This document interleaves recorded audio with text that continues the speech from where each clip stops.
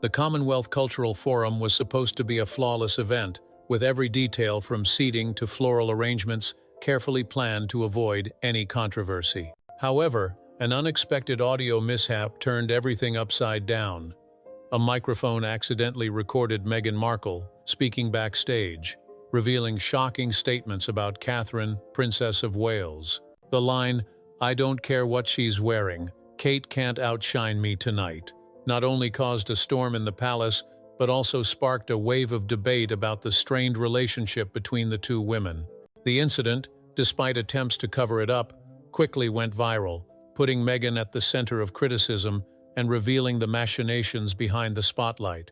The incident happened less than an hour before the Commonwealth Cultural Forum began. In her private preparation room, Meghan, surrounded by aides and stylists, had no idea that the microphone attached to her dress was on.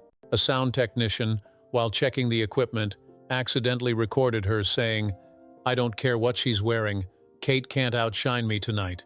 Not here, not in front of them. The atmosphere in the room immediately became tense. No one dared to speak because everyone knew who she was. The recording did not stay in the room for long. A technician shared the clip with friends, and within minutes, it had spread through WhatsApp groups. Before Meghan stepped onto the stage, 3 low-level palace staff heard the recording, and one quickly forwarded it to Prince William's office. An urgent message was sent, "We have a problem, Meghan backstage, microphone on." King Charles's communications director was immediately summoned, and his face was described as pale when he heard the recording. Meanwhile, Catherine, completely unaware, was still interacting with guests in another area, smiling friendly into the camera. Meghan's team panicked, realizing that if the recording leaked again, it would make headlines before the event even began. What was more worrying was that Meghan's tone in the recording was not just angry but calculating. She also requested, "Make sure the lighting at her desk is softer, no spotlights." This was not just a fashion issue, but an attempt to control her image. The palace team quickly met in private to prevent the incident. An aide whispered, "If this gets out before the speech, the whole evening is over." The plan was to deny it completely, not share it, not comment. But things got complicated when a freelance photographer, with a long-standing relationship with the palace, was shown the clip by a disgruntled staffer. The photographer was told to keep it quiet, but the look they exchanged suggested that the recording was being kept as a strategic card. Less than 24 hours after the event, an anonymous source sent the clip to a foreign tabloid, which the palace could not immediately control. The article, headlined, "Microphones Record Shocking Princess, Rift Confirmed," quickly went viral. Although the full clip was not released, the descriptions of calculated insults and hostility were enough to paint a negative picture. The phones in the palace rang non-stop, with journalists repeatedly asking, "Did the princess really say this about Kate?" The official response was simply, "No comment on private audio." But behind the palace doors, the panic was real. The incident did not stop with a single sentence. Sources began to reveal other actions by Meghan, changing Catherine's seat, adjusting camera angles, and even interfering with the order of appearance at the event. An old rumor that Meghan had vetoed a photo shoot honoring Catherine has now become more credible.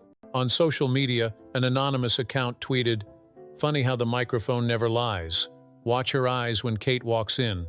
The tweet prompted the public to scour old footage, analyzing every glance and smile, pushing the incident into a global hot topic.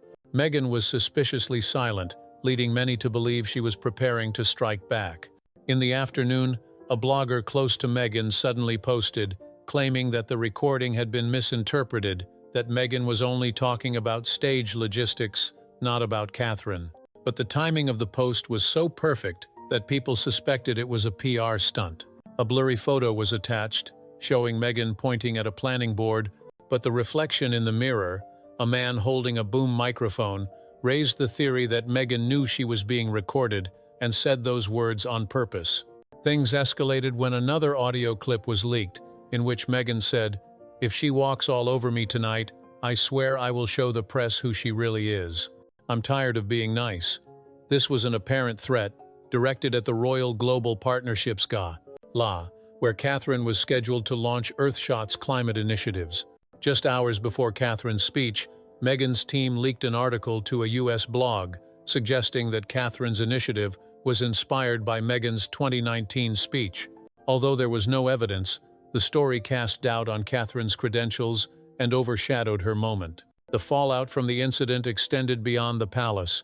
Meghan's team began to fracture. A longtime aide resigned after Meghan told her to "help me get this story back or else get out of the way."